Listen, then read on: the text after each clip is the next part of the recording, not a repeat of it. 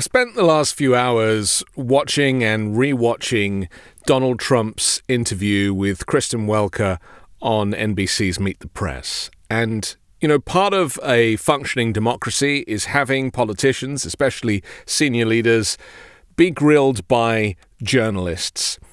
That helps us get a sense of what they really mean rather than just what they say. And it's an opportunity for the media to do its job. He doesn't really go anywhere near the mainstream or corporate media at all. And by claiming that they were the enemy of the people and that they were fake news, he created this chasm between himself and the media, which meant that he could write the narrative with no pushback. He claimed that they were the enemy, and yet he needed them. He needed them to cover him saying that they were fake. So I just want to play some of this interview. I know we don't really want to see his face or listen to his voice, but it's kind of essential in this particular analysis because there's a lot of psychological warfare going on. He does this naturally. This is the way he communicates. And so I just want to highlight some of these things and explain the reality of a lot of the things that he says, because most of what he says is untrue and does not get the kind of pushback that you or I would do if we were shouting at the television. The problem is, when you have Donald Trump in the room, you have to keep him in the room. And Kristen Welker is doing her best to do that. She's employing some tactics like referring to him as Sir, the types of things that are likely to stop him from quitting the interview and leaving. And so because he is so insecure and so distrusting of mainstream media, she's having to dangle little carrots or give him little sugar lumps in order to maintain not just his attention, but also to prevent him from just cutting and running. What do you plan to accomplish in your first 100 days in office? Well, we're going to do something with the border, and very strong, very powerful. That'll be our first signal, and a first signal to America that we're not playing games. We have people coming in by the millions, as you know, and a lot of people shouldn't be here. Most of them shouldn't be here, but we have jails being emptied into our country. We have mental institutions from all over the world being emptied into our country. So he starts the interview with, we have millions of people coming into our country and we're going to do something at the border. So again, this is very vague, isn't it? Do something at the border, which suggests that there is no specific plan, because all of his propaganda during the election campaign was, we're going to close the border. So he's now not saying we're going to close the border. And as I and many others told you, they can't close the border. It is not physically possible to do that. So he's effectively going to have to renege on that concept of border closure. We're going to do something at the border. We're going to be extending within that period, or as soon as we can, the Trump tax cuts, because, they're coming due and they're very substantial for people. And it would be I think it will anger a lot of people, frankly, if we don't get an extension of that. That's what led us to one of the greatest economies ever. And then he jumps straight into the Trump tax cuts, as he calls them, and says, if we don't do them, people will be very upset. What he's referring to here is cutting the rate of corporation tax, the amount of tax that the wealthiest people and corporations pay. He cut it significantly when he was in office the first time. That is due to run out in early 2025. And so he's going to kind of put that onto statute once again. That is a thank you to his wealthy benefactors and donors, the people that supported him at the highest level, including Elon Musk, to guarantee that they don't pay any more tax than they want to. What he's not doing is reducing the rate of tax for regular working people. That is not something that he ever offered. He's always been very vague with the language, talking about tax cuts, but he never meant regular working people. He only ever was talking about corporation tax. And then there's this trickle-down economics, which they never really talk about. They just presume that people know that that's what they mean. Meaning if the corporations get a tax cut, then that will somehow filter down to the workers, which bears no resemblance to reality or truth. We're going to be focusing on crime in the cities. And we'll work with Democrat governors. Most of them are, as you know, if you look at the 25 worst places, they're just about all Democrat-controlled cities and states. And we're going to be working with Democrat governors and Democrat mayors. And I look forward to doing it. And then he talks about crime and says he's going to be working with Democrats and with Democrat mayors and governors. I mean, this was never discussed in the campaign. This is not something he's ever spoken about before. And now he's, I guess, either backtracking or trying to set the stage for the fact that he will be challenged by Democratic lawmakers. And we've heard people like Gavin Newsom in California are already putting measures in place to prevent the Trump administration from trying to kind of change any of the local laws in the state. And we're going to have a lot of other things. We'll be working on nominations. We're going to still be working on some nominations. I think they're going very well. We have, for the most part, I think they're going extremely well. It looks like Pete is doing well now. I mean, people were a little bit concerned. He's a young guy with a tremendous track record, actually. He went to Princeton and went to Harvard. He was a good student at both, but he loves the military, and I think people are starting to see it. So we'll be working on his nomination along with a lot of others. And then he continues to claim that in his first 100 days he's going to continue working on nominations and talks about Pete. He's referring to Pete Hegseth, is a guy off of Fox News who Trump saw on Fox News and obviously has been hanging out with at Mar-a-Lago, and claims that he's really into the military.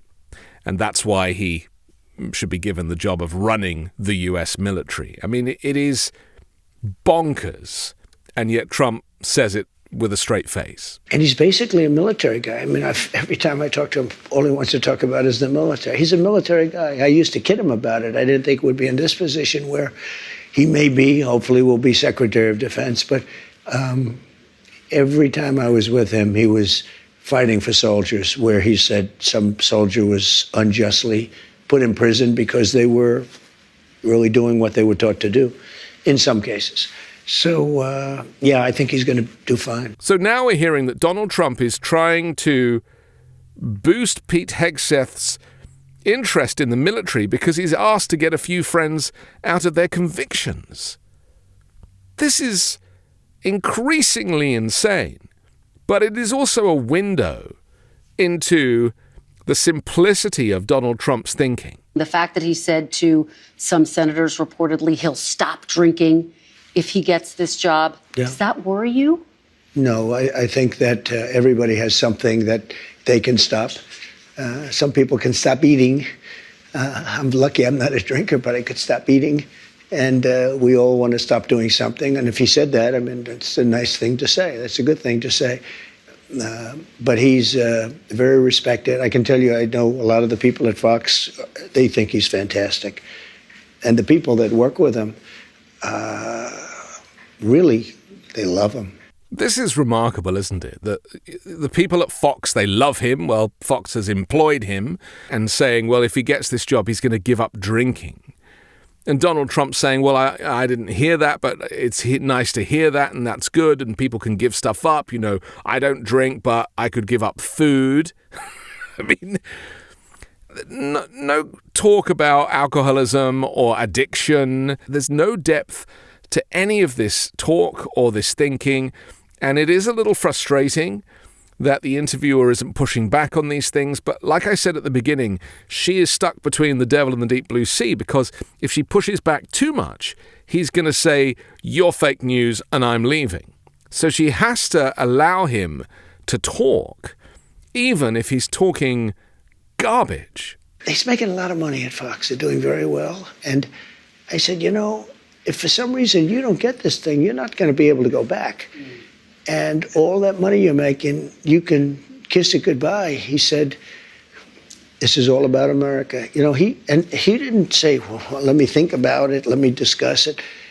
That's a very big, risky thing he's doing. When he goes and he says, I'm going to give up, millions of dollars in order to possibly become the Secretary of Defense. A lot of people would say it's a great position. It's probably almost no greater position, but a lot of people would say, I have to think about it. He said, I don't have to think about it. And if you thought that Trump's answer was bad the first time, now he just doubles down on the fact that Pete Hegseth could just stay at Fox and make millions. I don't think he's paid millions for his weekend show on Fox. He's not one of Fox's biggest stars. Remember, on Fox, he's the same guy who said that he had never washed his hands for a decade because he hasn't seen germs, and if he can't see them, then they don't exist. I have a feeling that all of this stuff that Trump is saying is simply not true. He's trying to make Pete Hegseth out to be some great patriot because he's saying he'll give up his job at Fox to be the Secretary of Defense, and says that he can't go back to his job afterwards. And none of that makes any sense. Fox would be much more likely to want to employ Pete Hegseth after he'd failed at being the Secretary of Defense, even for a few short weeks. That's just how they work. So all of that is just nonsense. And again, is a window into Donald Trump's mind. There's nothing going on in there. Economists of all stripes say that ultimately consumers pay the price of tariffs. I don't believe Can you guarantee American families won't pay more? I can't guarantee anything. I can't guarantee tomorrow. But I can say that if you look at just pre-COVID, we had the greatest economy in the history of our country. And I had a lot of tariffs on a lot of different countries, but in particular China. We took in hundreds of billions of dollars, and we had no inflation. In fact, when I handed it over, they didn't have inflation for a year and a half. They went almost 2 years just based on what I had created. Trump is trying to rewrite the narrative again about having the greatest economy in the history of our nation when he was the president before COVID, which is simply not true. He's talking about Barack Obama's economy, that in Obama's second term, after the crash, the subprime mortgage crash that crashed the world economy because of over-leveraging, and Obama then, in his second 4 years, was able to steady the ship and start to see growth. And the trajectory of the growth chart did not change under Donald Trump. It just continued. So Trump is, again, taking credit for something that he had absolutely nothing to do with. It didn't suddenly spike when Trump took over. It just continued as it was. So that's the first thing. But then he talks about like there was no inflation, and then suddenly there was inflation. This is not the language of economics. This is not the language of intelligence or analysis. This is just him saying a whole bunch of words over and over again to psychologically brainwash his supporters into parroting what it is that he wants them to say. It's very clever.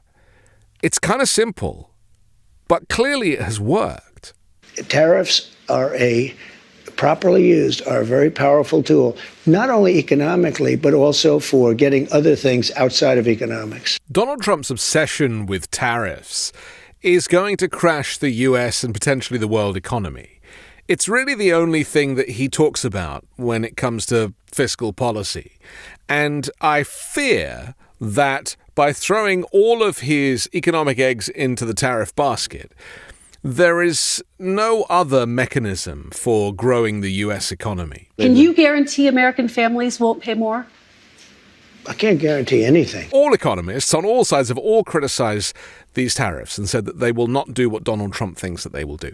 But you see, to get inside his mind on this for a second, he prefers to use tariffs as leverage.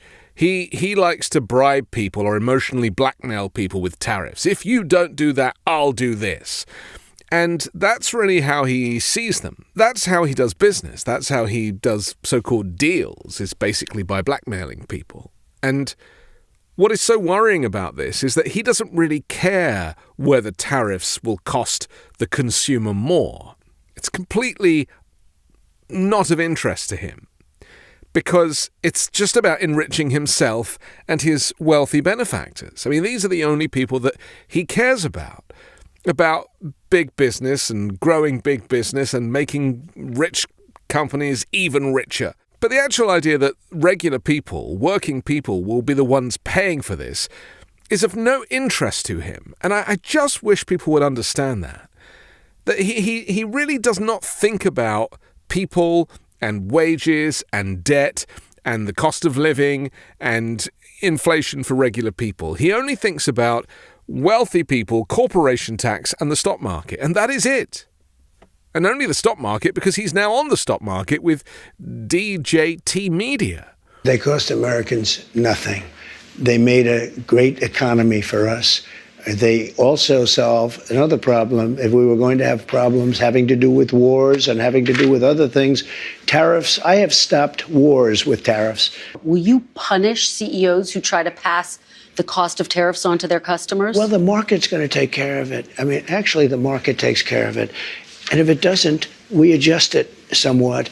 But in the case of Whirlpool, or let's say companies that made washing machines, they were all being put out of business by the dumping from, in particular, South Korea and China. When Donald Trump says that the market will take care of itself, that is, again, him denying that this is really anything to do with him. So he basically wants to make the mess. He wants to be able to steal from the poor and give it to the rich. And he doesn't care what comes from that.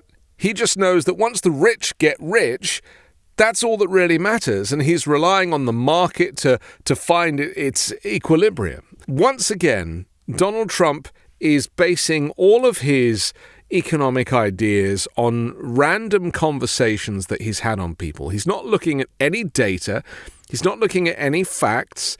When he talks about these tariffs and the fact that they didn't cost the American consumer a dime, that is not based on anything. That is just based on his narcissistic personality disorder. His tunnel vision, where he can only see himself making good decisions. But, you know, people are struggling. People are going hungry. People are freezing. They can't afford to put the heat on. And he doesn't really notice any of that stuff. He's just celebrating the fact that he prevented Whirlpool from going out of business. And by comparing South Korea's economy to America's economy, he's completely missing the point. The US is effectively the largest economy in the world. Huge amounts of power. But that is because we trade internationally. That is because we take in corporation taxes. What he's effectively saying is he's going to reduce corporation tax and rely entirely on tariffs to pay down the national debt. So where's that money going to come from? It's going to come from consumers, because they're the ones who will be bringing in the tax, because they're the ones who are going to be buying the cost of inflated goods and paying the tariffs. If the money's not coming from corporation taxes because he's cutting, they've got to come from somewhere. This, to me, is a recipe to increase the national debt. The man comes to the table with no plan. Just the word tariffs, a beautiful word, I should remind you. It's such a beautiful word. I think tariffs are the most beautiful word. I think they're beautiful. It's going to make us rich. It's remarkable. We have millions of people pouring into our country. You agree with that? This is a tactic that Trump does. He says something that is false. We have millions of people pouring into our country. You agree with that. So he projects that the interviewer or the journalist is in agreement without giving them a chance to answer. And that is, again, it's like some kind of technique for doubling down on a lie, but convincing the audience who support him that what he's saying is true. It's clever. Again, it's subtle, it's simple, but it is effective. You agree with that. You see, I did it myself just then. That is how Donald Trump operates. He manages somehow to convince people who are asking him questions that they know what he knows is correct, even though they haven't said that it is. We can't have open borders. And I said to the president of Mexico and to Justin Trudeau, if it doesn't stop, I'm going to put tariffs on your country at about 25%. That's a very substantial tariff. And in both cases, but in the case where it was really visible, within 10 minutes after that phone call, we noticed that the people coming across the border, the southern border, having to do with Mexico, they were at a trickle, just a trickle. It was, in fact, I call the border. See, unlike my opponent, I do call the border a lot. And I said, how's the border looking today? They said, there's nobody here. They couldn't believe it. Okay, so let's get this straight. Donald Trump threatens Canada and Mexico with 25% tariffs if they don't stop the flow of immigrants or the flow of drugs. And maybe he's doing it as a negotiating tactic, or maybe he's doing it because he's actually going to impose the tariffs. Nobody really knows, because he doesn't know either. And then he claims that after calling the president of Mexico, whose name he clearly doesn't know, he then phones the border. Now, I don't know what number that is that he's calling or which part of the border, which is tens of thousands of miles long. Maybe he's phoning the whole border. Hello, border? Yes. Is anyone there? Oh, there isn't. A trickle. He said within 10 minutes of him suggesting that this tariff would be on Mexico at 25%, he phones the border and suddenly there's no one there. This is proof of A, the emperor having no clothes, B, of a liar in chief, a narcissist and egomaniac, claiming that he can make a phone call and 10 minutes later no one wants to come to the border. I mean, it is proof that everything he says is based in fantasy and not reality. And this is who Donald Trump is. He lives in his own head. Nothing that is going on in reality in our world bears any resemblance to the world that he inhabits. And I really just wish that people would understand that this is a man who is only out for himself. The fact that this world has people in it is inconvenient to Donald Trump. He would much rather it was just him and his Mar-a-Lago friends and maybe Jeffrey Epstein. He just wants to hang out and play golf and just do his thing. He doesn't want a president. He doesn't want to make life more affordable for people. He does not want to take on all of these responsibilities. He doesn't want to read. He doesn't want to study. He doesn't want to look at data. He doesn't want to deal with facts. He just wants to go on his instinct, on a whim, or on conversations he's had with people while he's playing golf. And that is how he wants to run the country. Now, for the sycophants and for the people obsessed with Donald Trump, that is good enough for them. For the rest of us, that is the description of a despot. That is the description of an authoritarian. That is the description of somebody who lives completely on their own terms. And what he fails to consider, and this was very much the case during his first administration, is that there is a world and certainly a country of 330 million people who are having to respond to his rules and to live by his decisions and to live off the back of these whims that he might have. So reducing corporation tax and increasing tariffs will be great for him and his wealthy friends, but for the rest of us, it spells disaster. I can't guarantee anything. I can't guarantee tomorrow. I'm Anthony Davis. You can find me on the 5 Minute News YouTube channel and podcast, on Wednesdays co-hosting Uncovered, and on Sunday on The Weekend Show with Midas Touch.